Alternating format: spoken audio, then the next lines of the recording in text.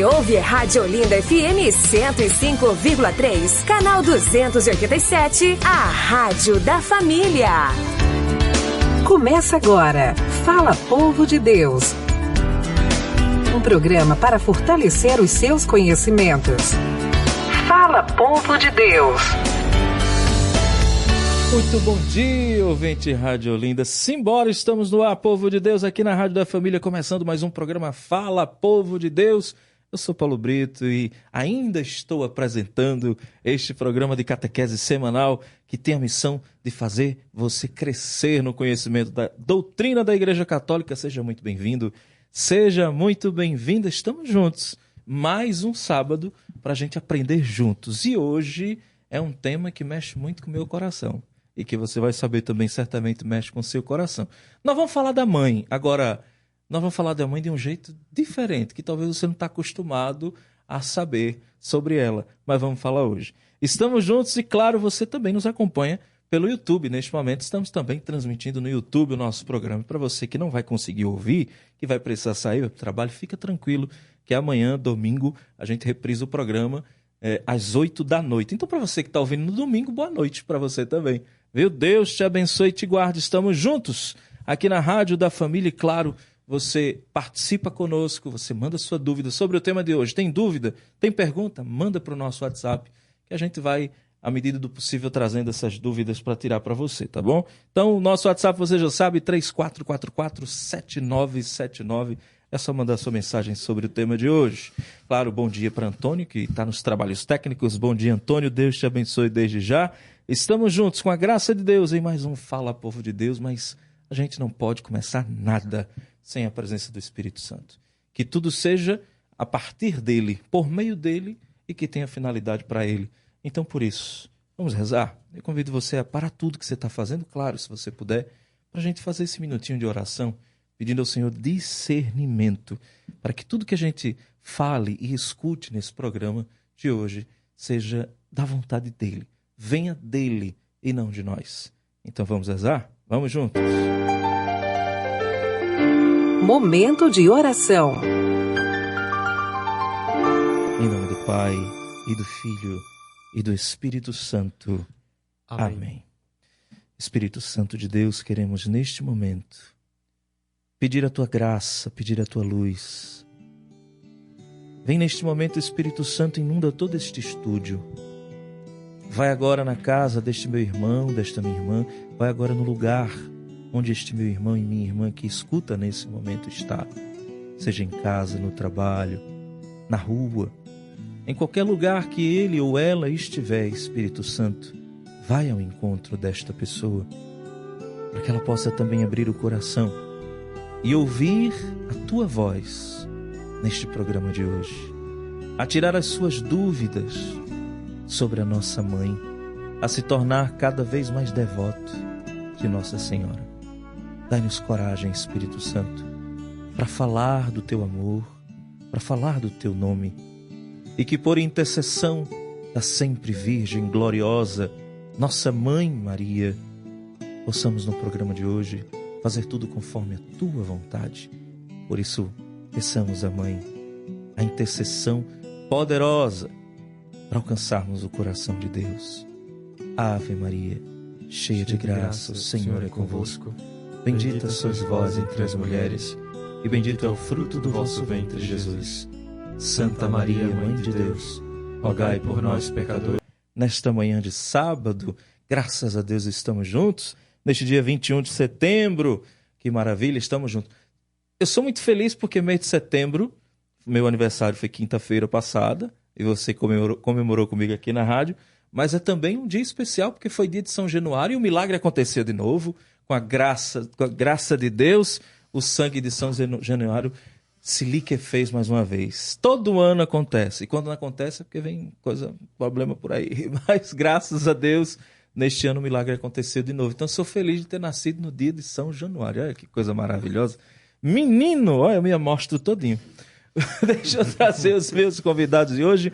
Hoje nós vamos falar de um assunto maravilhoso. Já adiantei no começo que a gente vai falar sobre a mãe. Pois é, hoje nós vamos falar sobre a infância de Nossa Senhora. Certamente você ouve pouco falar sobre a infância, mas a igreja, ela não só chancela, como comemora o dia do nascimento de Nossa Senhora e o dia da apresentação de Nossa Senhora no templo. E a gente vai entender um pouquinho mais sobre isso a partir do dogma da Imaculada Conceição, que é a base para a gente saber sobre a infância de Nossa Senhora. Então, trago convidados que têm palavra balizada para falar sobre o assunto. Deixa eu trazer primeiro, né, Caio, nosso irmão Mateus, que faz parte... a gente falou aqui no off da comunidade dele, eu já esqueci, olha aí que pecado. É comunidade... Rosariana. Como eu havia dito, comunidade rosariana. Seja bem-vindo, irmão. Muito obrigado, bom dia a todos. Bom dia, Paulo, Caio, Antônio. Deus nos abençoe, é uma alegria muito grande estar aqui com vocês nesta manhã. A alegria é toda nossa. Caio, você já tem cadeira cativa, né, Caio? Salve Maria a todos! Mais uma vez, mais um final de semana, Amém, estamos juntos e venho com muito gosto para esse programa que é de uma catequese semanal para todos nós. Eu também aprendo, viu? Eu também aprendo nesses programas e também me preparando para esses programas. Então, mais uma vez, um enorme prazer estar aqui novamente, especialmente com o Paulo Brito, nessa semana que foi aniversário do Natal dele. É verdade. Estamos falando esse programa sobre o Natal de Nossa Senhora. É verdade. Nós estamos no Natal, mas calma, não é Natal de Jesus, não. Hoje a gente vai falar sobre o Natal de Nossa Senhora. Aí vocês perguntam assim, gente, como assim, rapaz? Tá errado, Nossa Senhora tem Natal? Claro, você também tem. Todos nós. Natal é nascimento, criatura. Então hoje a gente vai falar sobre o nascimento também de Nossa Senhora, a infância de Nossa Senhora. Você sabia que Nossa Senhora teve infância, né? Não é possível que você não saiba dessa. Nossa Senhora teve infância, claro. Mas pouco se fala sobre a infância de Nossa Senhora. E é sobre isso que a gente vai falar. Se você tiver dúvida, manda para o nosso WhatsApp, 3444-7979, e a gente vai encaminhar a tua dúvida para os nossos especialistas de hoje, que vão falar sobre este assunto, e a gente vai com tudo para você poder aprender um pouco mais. Para a gente poder aprender, como o Caio disse, a gente também aprende, né, Caio? Quando a gente está preparando. E às vezes é um assunto que a gente já domina, que a gente já conhece, mas quando vai ler se surpreende mais uma vez. Não é assim? É isso mesmo. É uma fonte inesgotável as coisas de Deus, né? Pois é. E sobre Maria, que Santo Afonso vai dizer, de Maria nunca satis. De Maria nunca vai se saciar. Sempre tem coisa nova. Pois é. Papa Pio IX já dizia, né? Muita gente vai falar também sobre isso. Tem calma, é muita coisa para falar em uma hora. Vai dar tempo, meu Deus? Vai, tem que dar, vai dar tempo. Você vê que é tanta coisa, tanta beleza que a igreja tem, que realmente em uma hora não dá para falar. Você tem que ter uma vida com Maria, uma vida com a igreja. E como a gente sempre diz nesse programa, a gente só ama aquilo que a gente conhece. Então conheça mais. Santo Agostinho já dizia para nós. Mas antes da gente ir para o assunto propriamente dito, para trazer à baila o assunto, eu queria falar um pouquinho da comunidade, como é a comunidade, qual é o carisma, que as pessoas talvez não conheçam. Eu já tinha ouvido falar, mas de fato confesso a você que não conheço muito bem a comunidade. Conta para nós, Mateus. Muito bem. Nós como eu tô íntimo, né? Não falo nem irmão mais. Né? Nós somos uma comunidade...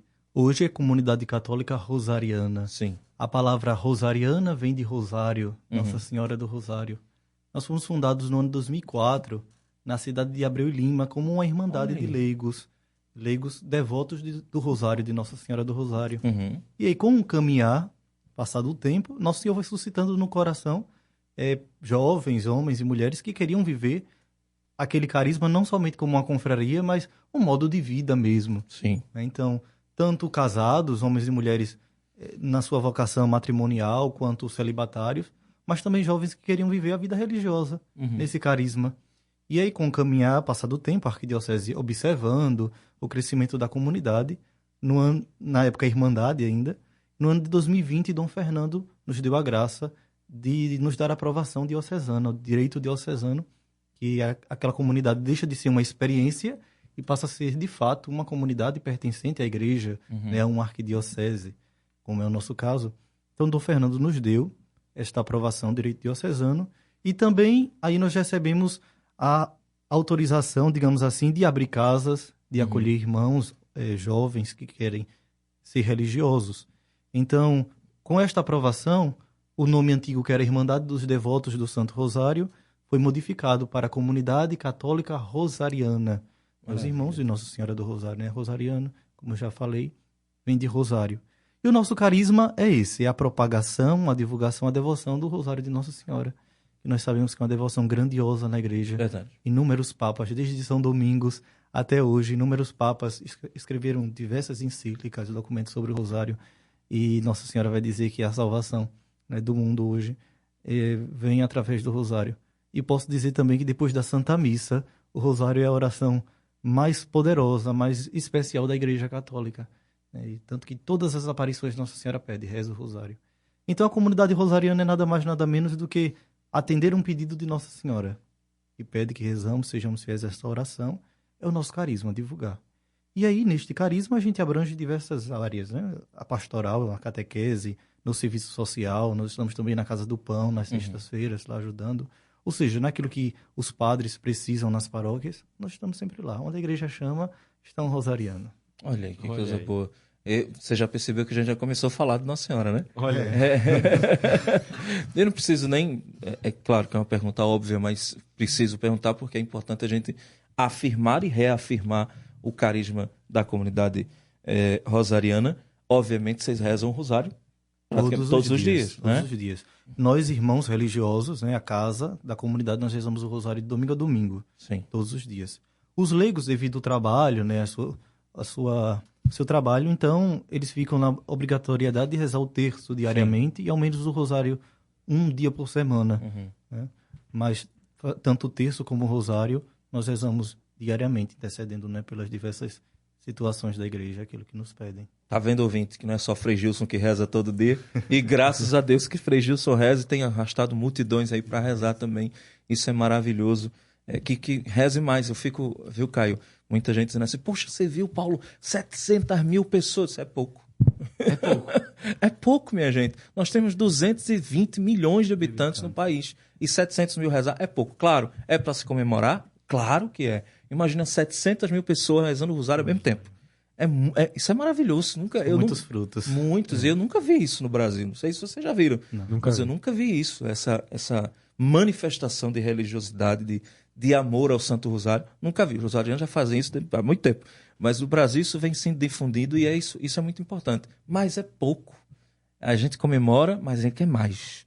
Nós não queremos 700 mil. Nós queremos uma nação inteira rezando o Santo Rosário, menos os protestantes, mas a gente quer e queremos eles rezando também. Com certeza, é claro que queremos. Tem gente se convertendo aí. Lógico, já com isso. Claro que queremos. Inclusive eu tive a oportunidade de estar na madrugada por alguns anos aqui na Rádio Olinda e nós tínhamos evangélicos escutando e alguns evangélicos, inclusive, devotos de Nossa Senhora. Eu não consegui entender isso, mas tudo bem. Incrível.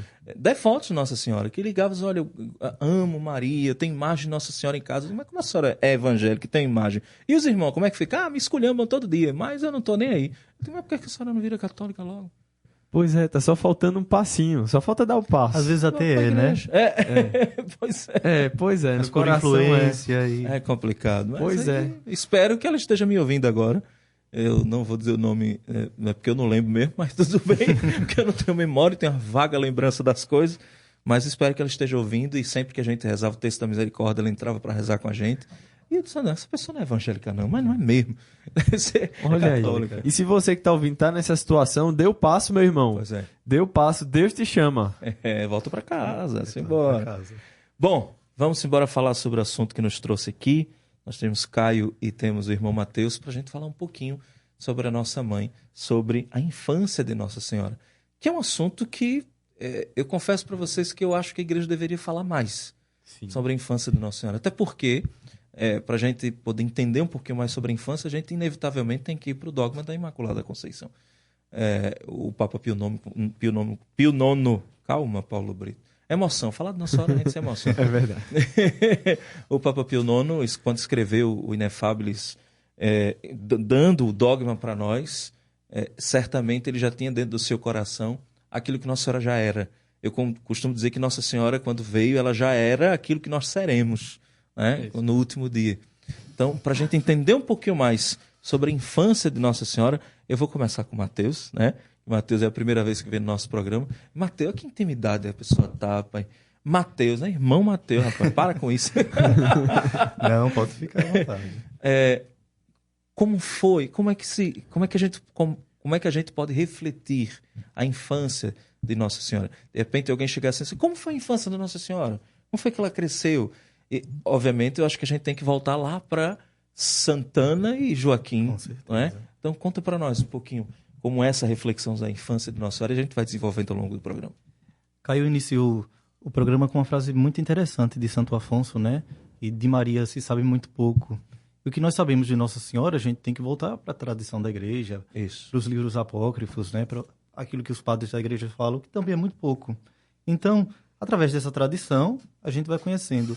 Mas nós podemos imaginar que a infância de Nossa Senhora, a vida, foi cercada com certeza de muito amor pelos seus pais Joaquim e Ana.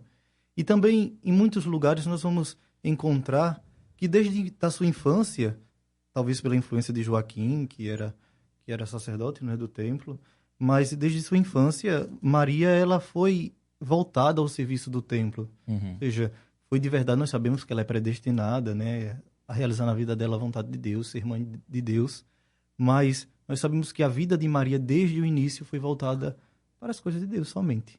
Não fez nada além do que isso. Então eu posso imaginar Nossa Senhora ali no templo, fazendo esse trabalho muito simples, não é, que hoje nas nossas paróquias tantas mulheres fazem, né, com muito amor, cuidando das coisas do templo, cuidando das coisas de Deus. Maria também foi uma criança, como qualquer outra criança, que pôde brincar, que cresceu no afeto de seus pais já idosos. Assim como Jesus, né? Assim como Jesus. A gente começa, Jesus andava fazendo milagre quando era criança. Eu tenho um irmão meu que é meio gaiato, que ele diz assim, Paulo, o primeiro milagre de Jesus não foi água sendo transformada em vinho, não. Eu disse, como não, irmão? Onde é que você viu isso aí? Não, isso aí foi quando ele era criança. Aí Maria estava dando banho nele, tinha que mandar ele parar de andar sobre as águas o tempo todo. Faltou leite, José não chegou. Ele, mãe, me dá um copo d'água aqui, pronto, virou leite. Eu disse, calma, também não é por aí. Mas eu interrompi, vou bater. Pode falar, irmão. Mas é justamente isso, né? Teve uma infância muito santa, mas empregada nas coisas de Deus, com a sua família, seus pais que já eram idosos. Sim. Né? Mas realmente voltada para as coisas do Senhor. O mais interessante, a gente sabe muito bem, que a igreja só celebra 3 nascimentos. Sim. Né? Além do de Nosso Senhor, de São João Batista e o de Nossa Maria, Senhora. Né? Então, para a gente ter realmente a ideia, a importância de celebrar a Natividade de Maria e a importância que teve toda a infância de Nossa Senhora. Eu acho bonito que, ultimamente, a devoção à infância de Maria vem crescido muito. E eu acredito que isso quer dar a gente algum sinal. Essa é uma devoção que se chama Nossa Senhora Menina. Nossa né? Senhora Isso, Menina. Maria Menina. Já vi grupos de coroinhas, que é grupo Maria Menina. Que era uma coisa que a gente não escutava falar, não é? Pois é. Bem comum. Verdade. E aí surgem algumas dúvidas sobre... Porque, certamente, o nosso irmão protestante que está nos ouvindo agora, você sabe que o protestante ele só tem uma fonte de fé, que é a Bíblia. Então, o que é isso? Traduzindo em miúdos, popularmente falando. Se está na Bíblia, eu acredito. Se não está, não acredito. É dessa forma. E para quem está agora, Caio, vou voltar para Caio agora. Quem está agora, Caio, de repente pensando assim, mas onde é que isso está na Bíblia? Se não está na Bíblia, eu não acredito. Como é que a gente então pode saber sobre a infância de Nossa Senhora, sobre os pais de Nossa Senhora? Por exemplo, e aí já jogo também essa pergunta para você. Santa Ana era estéril? Há quem fale que ela era estéril, não era. Idosa a gente sabe que era, mas há quem diga que nos apócrifos estão dizendo lá que ela não podia ter filhos. Onde é que a gente encontra tudo isso sobre a infância de Maria, como ela nasceu, como era, como o irmão Matheus falou, a lida dela no templo, enfim. De que maneira a gente pode, vou usar a palavra provar, não seria isso, mas de que maneira a gente pode provar tudo isso que a gente está falando? Olha, nós que somos católicos temos que ter bem presente que a nossa fé, ela é como um tripé. Tem aqui na frente um tripé, e exatamente assim como é a nossa fé. É baseada na revelação, no magistério da igreja e nas Sagradas Escrituras. Então, nós temos as Sagradas Escrituras, que nos falam muita coisa, é um livro-chave para a história da humanidade inteira, né? Tem como centro a história de nosso Jesus Cristo, é o nosso livro sagrado, mas não temos somente sola Escritura, não é? Nós também temos o magistério da igreja, que são as autoridades constituídas para interpretarem as escrituras e também a revelação. E sabe o que é interessante, só corroborando o que você está falando, é que, embora os nossos irmãos evangélicos acreditem que só o que está na Bíblia é o que vale, na própria Bíblia está dizendo o contrário. Pois é. A própria Bíblia diz o contrário, que nem tudo que Jesus fez está ali. Exatamente. Então, enfim, a gente não consegue entender algumas coisas, mas tudo bem. Continua, Caio. Pois é, então, nós temos na revelação temos as aparições, temos muitas coisas. Essa semana comemoramos Santa Hildegarda, lá no dia 17. E Santa Hildegarda é uma das santas que é doutora da igreja e ela recebeu várias revelações. Uma das 4 doutoras da igreja. Exatamente. E hoje a ciência vem comprovando que Santa Hildegarda recebeu de revelação 800 anos atrás. Hoje a ciência está comprovando como uma novidade de 800 anos. Só que não se dava crédito porque, é uma revelação. É uma freirinha que tá vendo coisa. Tá doida? Não. Eita. Isso é revelação do céu. E nós comprovamos isso através de quê? Do milagre. O milagre é a assinatura de Deus.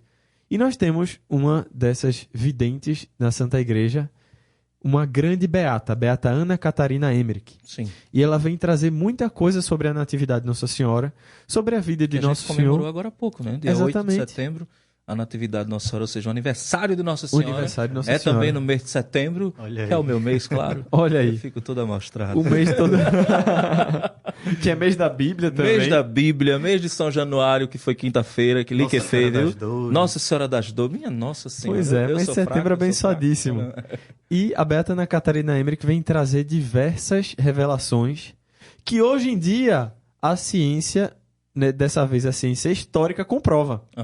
A beata Ana Catarina Emmerich falava onde estava o anel de Nossa Senhora, que São José presenteou a ela. Uma coisa desaparecida, que não tem nas escrituras, e ela, do quarto dela, doente, acamada, nunca saiu da Alemanha, provavelmente.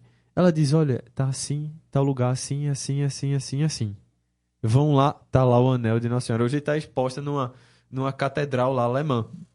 E a beata Ana Catarina Emmerich vem trazer o que nós sabemos sobre os detalhezinhos sobre a história do nascimento de Nossa Senhora. Antes disso, é importante ressaltar que Nossa Senhora vem de uma linhagem, assim como São José Nobre. São Joaquim e Santana também eram da linhagem do rei Davi. Sim. E isso cumpre uma das profecias, né, que o Nosso Senhor viria da linhagem do rei Davi. E também, inclusive, é bom falar da profecia do profeta Isaías, que dizia que eis que uma virgem conceberá e dará à luz um filho, a quem será o nosso Salvador, Emanuel. E também um outro profeta vem falar, profeta Miqueias, vem dizer que, pois, Deus abandonaria o seu povo até que uma mulher desse à luz. E é justamente por essa importância, essas profecias que desde o Antigo Testamento vêm trazer Nossa Senhora. E por isso que nós comemoramos o Natal de Nossa Senhora, a Natividade de Nossa Senhora, porque é o início da história da nossa salvação. É através da Natividade de Nossa Senhora que se inicia a história da nossa salvação, porque Deus, que poderia simplesmente criar um novo Adão do barro e vir. Não, ele quis nascer de uma virgem, cumprindo todas essas profecias do Antigo Testamento, mas, sobretudo, tendo como Nossa Senhora essa predileta, essa que o anjo Gabriel vai chamar de cheia de graça, como essa casa de ouro que vem trazê-lo. Pois é, então você vê que Nossa Senhora não é pouca coisa, não. Você está subestimando a mulher arretada. Pense. Bom, como a gente já começou esse programa falando dos princípios de tudo da vida de Nossa Senhora, a gente comemora a Natividade de Nossa Senhora no dia 8 de setembro e no dia 21 de novembro a gente comemora a apresentação de Nossa Senhora ao templo. A apresentação feita, claro, por Santa Ana e São Joaquim ao templo, como Jesus também foi apresentado ao templo ali como recém-nascido. Maria tinha o quê? De setembro para novembro, são 2 meses? Isso. Tinha 2 meses de idade, mais ou menos, quando Santa Ana e São Joaquim a apresentou ao templo. Há quem diga, e aí vocês vão bater esse papo para responder essas dúvidas de muita gente, que tal como Jesus foi anunciado, Maria também foi. É verdade? É mito? Como é que é? Contem isso pra gente. Olha, muito provavelmente, porque sempre na história da igreja, esses grandes acontecimentos são precedidos, não só por sinais, mas por visitas. E muito provavelmente o anjo Gabriel tenha tido um papel muito especial, porque dizem que o arcanjo Gabriel era o anjo da guarda principal de Nossa Senhora. E que tem um fato muito interessante, que é da revelação também. Dizem que, não sei se... Tem um ditado italiano que é se não é vero, é bene trovato, uma coisa assim. Se não é verdade, é bem contado. Foi bem contado. Que um anjo da guarda ia lá, batia na porta da casa. E Nossa Senhora ia lá, via, abria, não tinha ninguém. Quando voltava, estava a comida toda pronta. Eita! Então, esse convívio sobrenatural na casa de Nazaré, sem dúvida, era muito especial. E Nossa Senhora, nosso Jesus Cristo, Nossa Senhora, por ser a mãe de Deus, não poderia estar muito distante do sobrenatural, até porque o filho dela era o próprio Deus. Imagine quantas coisas, quantas bem-aventuranças, dons sobrenaturais não tinham ali ao redor da sagrada casa de Nazaré. Tanto que, séculos depois, essa casa vai sair de Nazaré, de Belém, e não sei qual das sagradas casas, que vai até Loreto. Sim. Até Loreto. E lá em Loreto nós temos a casa onde morou São José e Nossa Senhora. Uhum. Então, foi uma vida, e toda ela transbordada de ação sobrenatural. E com certeza a infância, a natividade e a infância de Nossa Senhora foi também dessa forma. Depois, se houver tempo, a gente pode ler a revelação que a Beata Ana Catarina Emmerich teve. É uma história belíssima. Acho que vale a pena depois, se a gente tiver tempo. E mesmo que a gente não tenha, né, irmão, uma comprovação assim, palpável, né, concreta sobre a suposta anunciação de Nossa Senhora, há quem diga que foi o mesmo anjo que anunciou, o Gabriel, é algo que não é difícil de a gente acreditar, né? Não, pela grandeza de Nossa Senhora e também por todo o plano salvífico do Senhor, que também precisou da contribuição, não é que precisou, mas vou usar essa palavra. Quis precisar da contribuição de Nossa Senhora, tanto que ela é chamada de corredentora, né, irmão? A gente vê também na história, por exemplo, de vários santos que foram repletas, a vida de vários santos foram repletas de assistências divinas, não é, de anjos que vinham, ajudavam alguma coisa, a providência. Então, se esses homens e mulheres que viveram também o pecado, mas que se santificaram, né, que são os nossos santos, puderam contar grandemente com a presença do céu, imagine a própria Mãe de Deus, a Virgem Maria. Pois é. Não é? Como não? Então, hoje é Augusta, Rainha do Céu, tem aquela oração, né? É a Rainha dos Anjos. E já era, desde sempre. Foi criada para isso, digamos assim.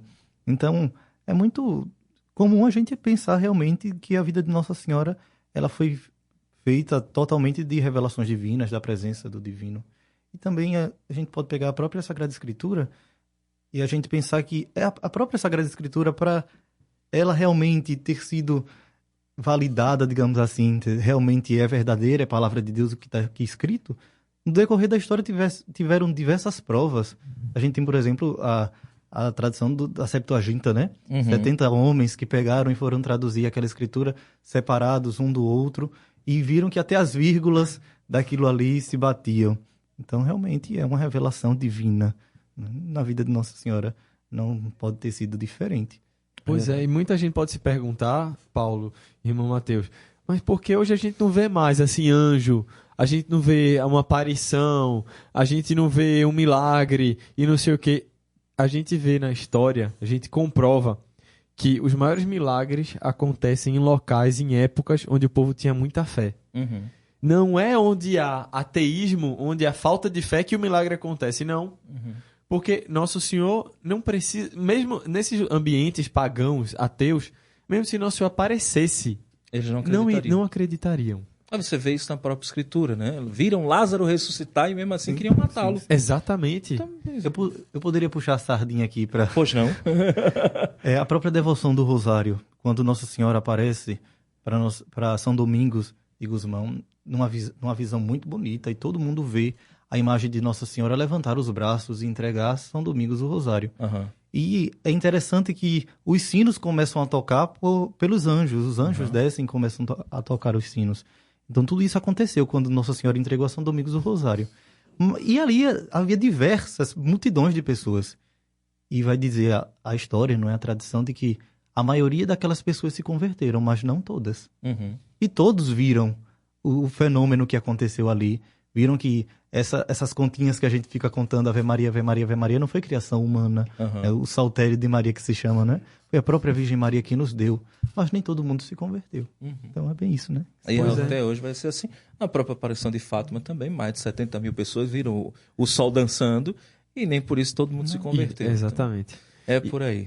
E essa semana a gente viu um fato, acho que muita gente viu, rodou pelo mundo inteiro, um milagre que aconteceu muito provavelmente pela intercessão do Papa Francisco. Sim, o menino. Pois é, na Indonésia foi isso? Acho que foi na Indonésia. Na Indonésia, um lugar de uma fé muito simples, muito perseguida, sobretudo, um país de maioria muçulmana, mas que acontece um milagre. E um milagre silencioso, porque não teve nenhum estrondo midiático, não teve uma transmissão ao vivo pelo Instagram, YouTube, redes sociais ou a televisão. E é assim que age o Espírito Santo. Então, muito provavelmente, hoje a gente tem, assim, aparições de anjos, de Nossa Senhora. Nossa Senhora deve aparecer para alguns religiosos. Imagino que não acontece ali nas clausuras. Muito provavelmente nós temos. Mas todas essas ações do Espírito Santo são silenciosas. Porque Deus, ele é tranquilo. Ele não é Deus do barulho. O barulho é do inimigo. Isso. Bagunça é do inimigo. Estrondo é do inimigo. Então, essa é uma oportunidade também de quando a gente recebe notícias ou recebe inspirações, aquilo veio tranquilamente ou aquilo veio como estrondo? Se veio tranquilo, deve ter vindo de Deus. Agora, se veio como um estrondo, uma coisa perturbadora, provavelmente não veio de Deus. Assustadora, aterrorizando todo mundo, né? Pois é, exatamente. Complicado. Porque Nosso Senhor também, quando quer, ele usa do estrondo, né? Ah, sim, claro. Mas é um estrondo suave. É um estrondo suave. Não. É um fardo leve. É um fardo leve. Ele mesmo disse isso, né? Eu sempre costumo dizer o seguinte, o que vem de Deus, seja o que for, mesmo que às vezes nos assuste, mas nos traz paz. Isso. Nunca nos espanta. Exatamente. Nunca. A própria Santa Teresa d'Ávila vai dizer isso, nada te perturbe. Né? Deus, ele é o mesmo Deus simples, é ele. Então, eu sempre digo isso nas minhas pregações, quando as pessoas olham, Paulo, eu tive um sonho, e aquela coisa toda, sonhei, vinha não sei o que do céu, e me abençoava, mas eu fiquei com tanto medo. Eu digo, então não é de Deus, irmã. Cuidado. Não é de Deus, porque o que vem de Deus nos traz paz, não traz medo. Quem traz medo é o inimigo, até porque é a única força que ele tem. Exato. É colocar medo na gente. Tanto que Santo Antão dizia, quando queria espantar o demônio, só fazia o sinal da cruz, acabou. E ele fugia. Então, mesmo que seja estrondoso, mas trouxe paz, então veio de Deus. Então, para do teu pantinho. Sabe o que o São João Bosco fazia quando vinha a tentação? Ele sorria. Eu já fiz essa experiência, viu? Alegres, muitas vezes vem a tentação, eu sorrio, assim, fico feito um doido no meio da rua, sorrindo assim. Meu amigo, some a tentação. O demônio tem medo de gente alegre, viu? Pode testar. Muito bem. Eita, que o tempo passa rápido demais. Esse é o nosso Fala Povo de Deus. Deixa eu trazer uma curiosidade antes da gente ir para a segunda parte do nosso programa. Você sabia que no dia 6 de fevereiro de 1840, no México, não é muito longe não, é aqui no México, aqui na América Central, nós sabemos que a devoção de Nossa Senhora Menina não é tão divulgada, não é tão difundida, mas existe. Com isso, a própria Virgem Maria apareceu a uma irmã concepcionista chamada Madalena, que rezava diante do presépio do Menino Jesus. E ela disse o seguinte: concederei todas as graças que me pedirem as pessoas que me honrarem em minha infância, pois é uma devoção muito esquecida. Nossa, olha aí. Uma curiosidade sobre ela que a gente não sabia. E ela apareceu para essa irmã chamada Madalena, lá no México, em 1840. É Nossa Senhora, menino, não é qualquer pessoa, não. Esse é o nosso Fala Povo de Deus, a sua catequese semanal. Eu estou derrubando tudo aqui no estúdio, rapaz. Calma! A sua catequese semanal que aproxima você do conhecimento, da doutrina da nossa igreja. Hoje esta música maravilhosa, que a gente até comentou aqui na primeira parte, Augusta Rainha, Soberana dos Anjos, essa música é maravilhosa. De vez em quando eu rezo com ela lá em casa, eu fico sozinho lá. Salve! Às vezes chega uma visita e diz assim, gente, para minha esposa, ele canta sozinho assim, ele está rezando, deixa ele quieto, deixa ele rezar. É uma oração fortíssima. Muito. Eu não sei quem foi que colocou a letra, não sei se foi a irmã Kelly Patrícia. Não sei se foi. Mas ela é uma oração já antiga, né, e poderosíssima. Muito bem. Ficaram curiosos aqui para saber que milagre foi aquele que aconteceu na Indonésia, que a gente falou agora há pouco do menino. Um menino que era mudo e depois da bênção do Papa Francisco passou a falar. Esse foi o milagre. Pesquisa aí, dê um Google. Vai aí, você não Pois pesquisa... a mãe fica emocionadíssima. Você não pesquisa tanta besteira no Google, pesquisa coisa boa agora, que presta. Bom, simbora, a gente está falando sobre a infância de Nossa Senhora hoje, e como a gente havia dito na primeira parte, não tem como falar da infância de Nossa Senhora sem falar sobre o dogma da Imaculada Conceição. Pois é, Maria concebida sem pecado, minha gente. E a gente, para falar do dogma, claro, a gente vai lá para Pio IX, que declara o dogma da Imaculada Conceição na sua bula pontifícia, a Inefabilis Deus. Vou começar com o irmão Mateus. Para quem está ouvindo agora, o que é o dogma da Imaculada Conceição? É bom dizer que dogma é imutável, não tem como duvidar. Uma vez dogma, acabou, viu? É dogma de fé, assim como existem os dogmas da igreja também. Explica para nós um pouquinho o dogma da Imaculada Conceição e por que é a base para a gente entender a infância de Nossa Senhora. Como você falava, né? O dogma é uma verdade de fé, uma verdade revelada, não é? De fé. E todo dogma ele tem o seu princípio nas Sagradas Escrituras. Só para deixar claro que nós nascemos na Sagrada Escritura também, né? Na nossa tradição da igreja. Então, o dogma da Imaculada Conceição, essa verdade de fé revelada, é justamente Maria que nasce sem a mancha do pecado original. A liturgia eucarística da festa de Nossa Senhora vai dizer que Puríssima, na verdade, devia ser a Virgem, né, que daria vida ao autor da vida, a Cristo.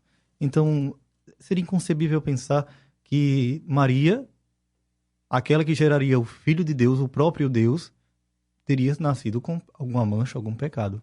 Então, Deus quis preservar Maria de toda mancha. Nós não sabemos, porque são os mistérios da fé, não é? Mas ele quis que Maria nascesse incorrupta, sem pecado, sem mancha, e assim o fez. Santana e São Joaquim tiveram, nós sabemos que o único que nasceu sem precisar do ato sexual foi o nosso Senhor Jesus Cristo. Então, Santana e São Joaquim também tiveram seu relacionamento para que Maria nascesse, natural. Mas quis Deus preservá-la de toda mancha, já desde o início, para que Puríssima desse a vida àquele que é o autor de toda pureza, né? Digamos, nosso Senhor Jesus Cristo. Então, é justamente isso, né? Maria que nasce sem a mancha do pecado. A igreja vê isso. Nós temos, assim, podemos agradecer a Deus. Hoje é levado aos altares o beato João Danzis Couto, que é um santo franciscano, né? Um beato franciscano. Inteligentíssimo, que lutou bravamente para defender a Imaculada Conceição de Maria. E essas festas estão tão interligadas que a natividade de Nossa Senhora se conta a partir da Imaculada Conceição. Não é de setembro a dezembro que se conta, mas de dezembro a setembro. São 9 meses. Sim. Né? De 8 de dezembro, Verdade. a Imaculada Conceição. 8 de setembro, a Natividade de Nossa Senhora. Tá, eu não havia feito essa conta. Olha aí, tá vendo? Justamente. De 8 de setembro fazem 9 meses, né? Então se conta de dezembro anterior, de setembro, meu Deus. Setembro, pra frente. Né? Então, Tô dizendo que eu tô derrubando tudo aqui nesse... Eu fiquei emocionado agora e derrubei foi tudo. Quer dizer que foi concebida, digamos assim, né, no dia 8 de dezembro e teve a gestação e nasce em 8 de setembro. Que legal. Olha aí, que coisa linda. Às vezes a gente vai falando, Paulo, e eu lembro do fato de São Bento conversando com Santa Escolástica. Sim, que era irmã dele. E aí, de vez em quando, um monge abria lá a porta, eles estavam levitando. Sim. Eu tô achando que qualquer dia desse a gente vai levitar. Porque os temas são tão elevados e é tão incrível que, meu Deus do céu. São coisas que são, veja, como passa despercebido aos nossos olhos. Eu costumo dizer que quando a gente lê a Bíblia, a gente tem que não ler somente as linhas, tem que ler as entrelinhas, o que está por trás do texto, né? Como o Ivanildo Silva sempre diz, a gente precisa ler o texto a partir do contexto para isso não virar pretexto. É isso mesmo, é isso mesmo. Então veja que a partir do dia 8 de dezembro a gente conta 9 meses para frente e nasce Maria em 8 de setembro. Que coisa, rapaz. E o Papa São João Damasceno, não é? Ele faz um convite belíssimo. É bem pequeno, mas quando ele vai falar sobre a natividade de Nossa Senhora, ele fala assim: vinde todas as nações, vinde homens de todas as raças, línguas e idades, de todas as condições, com alegria celebremos a natividade da alegria. Eita, veja olha. Que beleza, né? Que a criação inteira se alegre, festeje e cante a natividade de uma santa mulher, porque ela gerou para o mundo um tesouro imperecível de bondade, e porque por ela o Criador mudou toda a natureza humana em um estado melhor. Veja, nossa, a criação da vontade de Deus. Aí a gente entende por que a gente comemora a natividade de Nossa Senhora, né? Eita, é claro que a gente não vai... eu vou usar uma expressão pobre, mas para o nosso ouvinte poder entender, a gente não vai comemorar a natividade de Nossa Senhora no mesmo nível que vai comemorar a natividade de Nosso Senhor Jesus Cristo, obviamente. Jesus é o autor de todas as coisas, inclusive autor da própria mãe, né? Ele escolhe... Essa semana eu vi um vídeo, inclusive de um pastor protestante, dizendo justamente isso. Sabe quem foi que escolheu Maria para ser mãe de Jesus? O próprio Jesus. Exatamente. Eu parei para ver aquele vídeo, né? Como é que eu... Peraí, o pastor está falando de Nossa Senhora, está falando bem de Nossa Senhora. É claro, tem pastores que falam muito bem de Nossa Senhora, mas é estranho para a gente, né? Ver um pastor falar bem de Nossa Senhora. E ele falava isso. Jesus escolheu Maria para ser a sua mãe. Por isso que a gente não pode tratá-la de qualquer maneira. Eu acho bonito quando o evangélico fala isso. A gente não pode... Óbvio que eles não vão ter nunca a mesma devoção que nós temos. Nunca terão. Ah, Paulo, terão. Só se converter. Só se tornar católico. Nunca terão, porque aí um deles, se tornando devoto, Nossa Senhora vão entender que nós não adoramos. A gente ama, e ama demais Nossa Senhora. São Luís Maria Grignion de Montfort vai dizer isso. Não tenhamos medo de amar a Nossa Senhora. Quanto mais eu amo Maria, mais eu amo Jesus. Até porque a consagração não é a Nossa Senhora, é a Jesus pelas mãos de Nossa Senhora. Então ela nos leva o tempo todo para Ele, minha gente. Nossa Senhora, uma vez eu vi uma mãe passando por um momento difícil com um filho, né? Sofrendo, doente, já quase à beira da morte. E ela dizia assim: Paulo, se eu pudesse, eu me colocaria no lugar dele. Eu tenho certeza que quando Maria viu Jesus ali na cruz sofrendo, ela queria ficar no lugar dele e tomar as dores. Queria não, irmã. Como não? Paulo era mãe. Disse, não queria não. Ela sabia que aquilo era o lugar do filho e não dela. Maria não quer tomar o lugar de Jesus nunca. E ela não vai tomar. Porque senão ela não teria dito, faça o que ele disser. Ela teria, vem cá, faça o que eu disser. Faça o que ele disser. E se Jesus naquela hora dissesse, olha, não vou fazer nada, viu? Ela pediu, mas não quero fazer nada não. Vocês se virem aí. Acabou, Nossa Senhora ia ficar caladinha, obedecer, porque, embora seja mãe, mas era também serva. Então, espero que fique na cabeça de muita gente. Quem é Nossa Senhora? Depois do Criador, depois da Trindade, para nós vem ela. É simples isso. Depois do Criador, depois da Trindade. Mas existe eu posso dizer assim, que é um escrúpulo, né? De pessoas pensarem que amando Maria vão amar demais. E vão estar amando mais Maria do que Jesus. E aí o próprio São Luís Maria de Montfort vai dizer, né, que quanto mais amarmos Maria, nunca amaremos o suficiente. É verdade. Porque o maior amor foi Deus ter escolhido ela para gerar o próprio Deus. Quem vai amar Maria assim como Deus amou? Pois é. Mas ninguém. Eu tenho certeza que a gente não ama Maria nem o mínimo do que os anjos amam, do que os santos amam, do que Jesus, o próprio Jesus ama. Nós nunca amaremos Maria como o filho dela a ama. Então é difícil compreender, porque ainda existem pessoas... Eu quero crer, Caio e Mateus, que é ignorância. Sim. Eu quero crer que seja ignorância. Porque se não for por ignorância... Que Deus tenha misericórdia dessas pessoas. Né? Eu quero crer. Enfim. É uma questão de lógica, né? Porque, veja bem, não tem como amar Maria mais do que Deus. Porque o amor de Deus, ele é perfeito. E está acima da nossa natureza. Então, nós, naturalmente falando, não temos como amar mais... Por exemplo, a pessoa que mais ama Maria no mundo é Deus. Então, nós não temos como superar esse amor de Deus. Portanto... Todo amor que nós tivermos ainda não é o máximo possível, porque o máximo possível é o de Deus. É uma questão simples de lógica, não é? Pois não? Você ia completar, não? Tá, eu fiquei aqui esperando para ouvir a beleza da aula que vocês estão dando para a gente. Bom, minha gente, é claro que isso a gente pode chamar de um mistério precioso, né? É um mistério precioso. Esse mistério da Imaculada Conceição, da infância de Maria.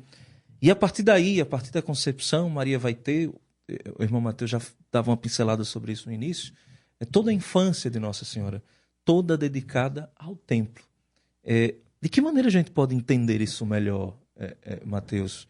Essa infância de Nossa Senhora, a relação que ela tinha com os pais, a relação que ela tinha com o próprio Deus, né? Toda de Deus, toda serva, a relação que ela tinha com as pessoas, uma pequeninha ali de Nazaré, uma cidade esquecida, pobre. Como é que a gente às vezes não consegue compreender como é que Maria, na sua grandiosa, a graça de Maria é algo tão extraordinário que extrapola o nosso entendimento, né? Esse mistério tão precioso.